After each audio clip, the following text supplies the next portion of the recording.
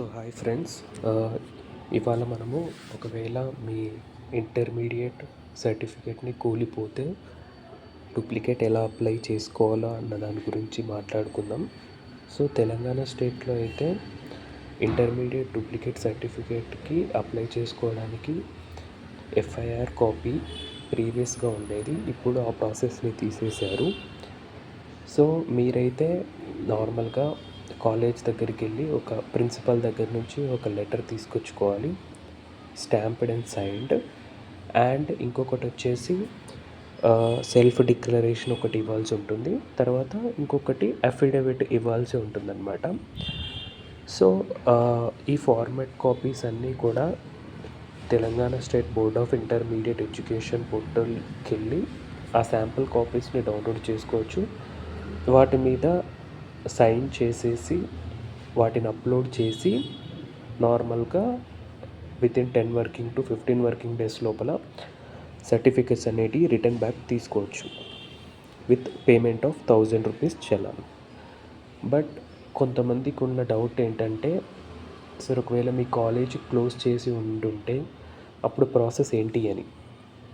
అప్పుడు ఏంటంటే, ఒకవేళ కాలేజ్ అనేది క్లోజ్ చేస్తే గిట్ట దగ్గరలో ఉన్న, అంటే మీ కాలేజ్ దగ్గరలో ఉన్న నియర్ బై గవర్నమెంట్ కాలేజెస్లో మీ రికార్డ్స్, మీ అడ్మిషన్, మీ డేటా అంతా వాళ్ళకి సబ్మిట్ చేసిన తర్వాతనే ఆ కాలేజ్ని క్లోజ్ చేస్తారు.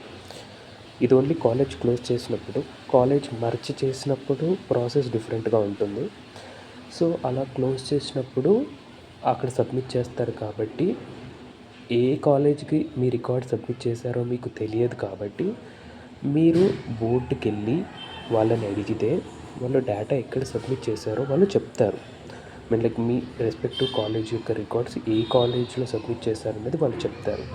మీరు అక్కడికి వెళ్ళి ఆ కాలేజ్ దగ్గరికి వెళ్ళి వాళ్ళతో ఎంక్వైరీ చేస్తే ఆ డేటా అక్కడ వాళ్ళ దగ్గర ఉంటుంది. కాబట్టి వాళ్ళు ఏం చేస్తారంటే మీకోసం వాళ్ళు సైన్ చేసి, ఆ కాలేజ్ తరపున సైన్ చేసి మీకు ఇస్తారు. మీరు దాన్ని అప్లోడ్ చేసి మీరు మీ డూప్లికేట్ సర్టిఫికేట్ని తీసుకోవచ్చు అన్నమాట. సో ఇంకొక ప్రాసెస్ వచ్చేసి, ఎప్పుడైతే మీ కాలేజ్ మర్జ్ చేస్తారో ఇక్కడ కూడా సేమ్ సిచ్యువేషన్. లైక్ ఏ కాలేజ్తో మెర్జ్ అయిందన్నది మాత్రం బోర్డు వాళ్ళు మాత్రమే చెప్పగలుగుతారు. సో బోర్డుకి వెళ్తే వాళ్ళు చెప్తారు మర్జ్ చేసిన బోర్డు ఏ కాలేజ్లో ఎక్కడ మర్జ్ చేశారు అని చెప్పేసి. సేమ్ ఆ మర్జ్ కాలేజ్ చేయన దగ్గర రికార్డ్స్ ఉంటాయి. వాళ్ళ ప్రిన్సిపల్ దగ్గరికి వెళ్ళి అడిగితే వాళ్ళు సైన్ చేసేస్తారు. సో అలా ఒకవేళ మీ సర్టిఫికేట్ అప్రూవ్ అయితే కనుక మీకు మెసేజ్ అనేది వస్తుంది. మీరు ఇచ్చిన మొబైల్ నెంబర్కి మెసేజ్ వస్తుంది. ఆ మెసేజ్ వచ్చిన తర్వాత మీరు నార్మల్గా బోర్డుకి వెళ్తే బోర్డు దగ్గర మీ యొక్క సర్టిఫికేట్ ఏదైతే ఉంటుందో దాన్ని మీరు కలెక్ట్ చేసుకోవచ్చు అన్నమాట. ఫిజికల్గానే వెళ్ళాలి. వెళ్ళేటప్పుడు మాత్రం ఖచ్చితంగా ఐడి ప్రూఫ్ అనేది తీసుకుని వెళ్ళండి. ఇది ఓన్లీ ఇంటర్మీడియట్ ఎడ్యుకేషన్కి, అది కూడా తెలంగాణలో పోయిన వారికి మాత్రమే ఈ ప్రాసెస్. సో